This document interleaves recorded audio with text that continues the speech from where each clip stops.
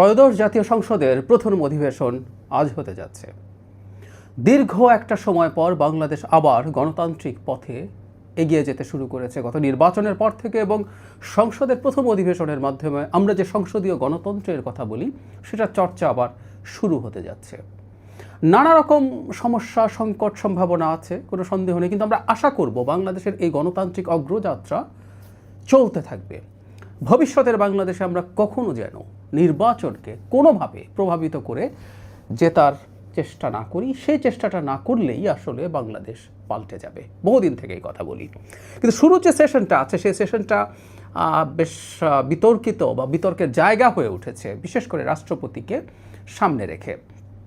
দুটো দল, জামায়াতে ইসলামী এবং এনসিপি, তারা জোটে আছেন, কিন্তু একটু ভিন্ন ধরনের দাবি করেছেন। এনসিপির দাবি হচ্ছে রাষ্ট্রপতিকে প্রথম অধিবেশনেই অভিশংসন করতে হবে। জামায়াতে ইসলামী তারা খোলাসা করেননি তারা কি করবেন, কিন্তু তারা বলছেন যে এটা উনি স্বৈরাচারের দোসর, তাই তার কোনো অধিকার নেই সংসদে ভাষণ দেওয়ার।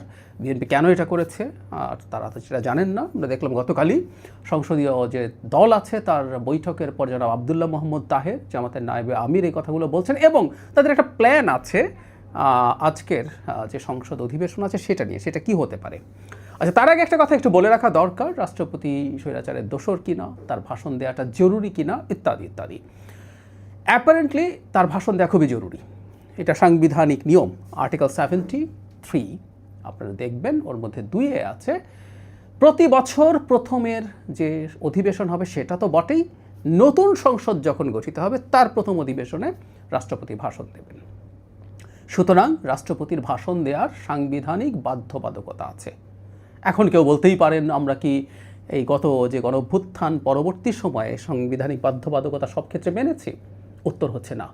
কিন্তু একই সাথে এটাও সত্য, আমরা সংবিধান ছুঁড়ে ফেলে টেলে দেইনি। আমাদের সংবিধানটা ছিল এবং এই সংবিধানটা ছুঁড়ে ফেলে দিতে হবে, ছুঁড়ে ফেলে দেওয়ার চেষ্টা হবে, সেটা হয়েছে।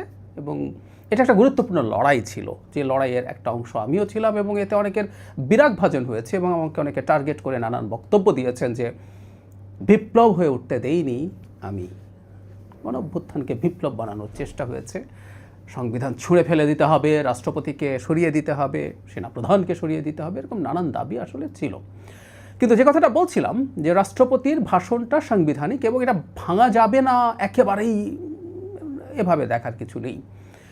কারণ আমরা এবার সংসদে আমাদের বেশ কিছু জিনিস যেগুলো আমরা আগে সংবিধান মতো করিনি, সংবিধানের বাইরে গেছে, সেগুলো র্যাটিফিকেশন করতে হবে, ওগুলো সংবিধানের মানে ইনক্লুড করতে হবে। এটা হয় যে কখনো কখনো বিশেষ পরিস্থিতিতে আমরা সংবিধানের বাইরে কাজ করি, সেটা পরবর্তীতে সবার ঐক্যমত্যের ভিত্তিতে, মানে অন্তত সংবিধান সংশোধনের যে নিয়ম আছে সেই পরিমাণ মেজরিটির ভিত্তিতে সেই কাজগুলো করা হয়, সেটা করতে হবে। সুতরাং রাষ্ট্রপতির ভাষণ তাত্ত্বিকভাবে বলছি, তিনি যদি নাও দিতেন সেটা র্যাটিফাই করা যেতে পারত, এটা অসুবিধা ছিল না। কিন্তু আমাদের প্রশ্ন হচ্ছে রাষ্ট্রপতির ভাষণ কেন দেবেন না?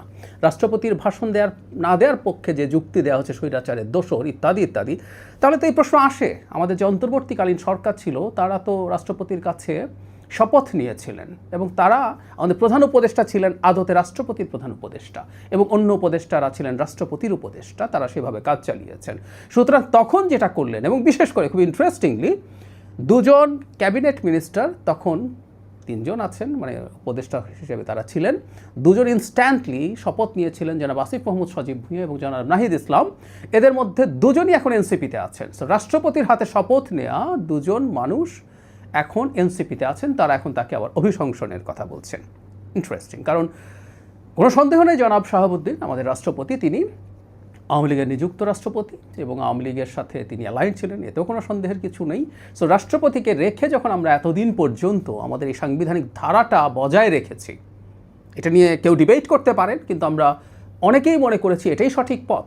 এই যে সাংবিধানিক ধারাটা ভঙ্গ করে সোকল বিপ্লব হিসাবে আমাদের গণঅভ্যুত্থানকে ঘোষণা করে একটা অ্যানার্কি তৈরির পরিকল্পনা অনেকের ছিল, যার মাধ্যমে খুব লম্বা সময় ক্ষমতায় থেকে যাব, এই খোয়াব অনেকে দেখেছিলেন। সো রাষ্ট্রপতি আসলে আমাদের সুপ্রিম অথরিটি হিসেবে থেকে গিয়েছিলেন সাংবিধানিকভাবে। সেই রাষ্ট্রপতি এখন ভাষণ দেওয়াতে কোনো রকম কোনো সমস্যা আছে বলে আমি ব্যক্তিগতভাবে মনে করি না। সুতরাং তিনি ভাষণ দিতেই পারেন, সেটা দেওয়াতেও কিছু নেই। এবং আমি বরং রাষ্ট্রপতিকে একটা জায়গায় আমি প্রশংসাও করতে চাই, খুবই গুরুত্বপূর্ণ এটা, যখন তার বিরুদ্ধে প্রচণ্ড টাফ চাপ তৈরি করা হচ্ছিল তাকে সরিয়ে দেওয়ার জন্য, রাষ্ট্রপতি কিছুদিন আগে একটা ইন্টারভিউতে জানিয়েছেন সেই সময় সেনাবাহিনী এবং বিএনপি তাকে সমর্থন করেছে এবং বিএনপি প্রকাশ্যেই তাদের সমর্থন জানিয়েছিল। এবং আমি এটাও মনে করি তিনি চাপের মুখে সরে যেতেও পারতেন। যদি সেটা হতো, আমাদের দেশের গণতান্ত্রিক যে রূপান্তর হলো, আমরা যে আবার গণতন্ত্রের পথে ফিরে আসলাম, সেটা ভীষণ জটিলতার মধ্যে পড়ে যেত। আমরা একটা অ্যানার্কির মধ্যে ঢুকে যেতাম, অ্যান্ড হু নোজ আমাদের একটা গৃহযুদ্ধের মতো পরিস্থিতি তৈরি হতেও পারত। সেই সময় তিনি শক্ত সাহসী ভূমিকা রেখেছেন, এই ধন্যবাদটাও তাকে দিতে হবে। অবশ্যই তাদের এটা ভালো লাগবে না যারা তাকে সরিয়ে দিয়ে একটা অ্যানার্কি কায়েম করতে চেয়েছিলেন। যাই হোক, আমি জানি না, জামায়াত ইসলামী বলেছে যে তাদের পরিকল্পনা আছে। ধারণা করা যেতে পারে রাষ্ট্রপতির ভাষণের সময় জামায়াত ইসলামী ওয়াক আউট করতে পারে। এনসিপিও যেহেতু তারা অভিশংসনই চায়, তারাও প্রেজেন্ট নাও থাকতে পারে। সো একেবারেই প্রথম অধিবেশনে এই ধরনের একটা ওয়াক আউট দেখার সম্ভাবনা আছে। আমরা আশা করব তারা এটা করবেন না। সব সমালোচনার পরও থাকুন, সমালোচনা করুন, রাষ্ট্রপতির ভাষণের উপরে আলোচনা হতে থাকে, তারা সেগুলোতে তার এই জিনিসগুলো বলতে থাকুন, কিন্তু এটা না করলেই ভালো হবে। আর করাও সমস্যার কিছু না। আমরা গণতান্ত্রিক ব্যবস্থায় এগুলো অংশ, সংসদীয় গণতন্ত্রের মধ্যে এগুলো পার্ট, এগুলোর মধ্য দিয়েই সংসদীয় গণতন্ত্র এগিয়ে যায়। যাই হোক, আমরা আশা করব আমরা খুবই ভাইব্রেন্ট একটা পার্লামেন্ট দেখব। আমরা সেই আশা প্রকাশ করতেই পারি। সংসদকে কেন্দ্র করে, সংসদের মধ্যে সংসদ হয়ে উঠুক। আরেকদিন এটা নিয়ে বিস্তারিত কথা বলবো। সংসদ মানে এলাকার এটা সেটা লাগবে সেটা বলা না। আইন প্রণয়ন এবং রাষ্ট্রীয় নীতি, রাষ্ট্রীয় সমস্যা, সেগুলোর আলোচনার কেন্দ্রবিন্দু হয়ে উঠুক পার্লামেন্ট। বাইরেও থাকবে, কিন্তু এই জায়গাটার কেন্দ্রবিন্দু হয়ে উঠুক। সেই ধরনের পটেনশিয়াল এমপিজ আছেন দুই পক্ষেই। এবার আমরা সেই রকম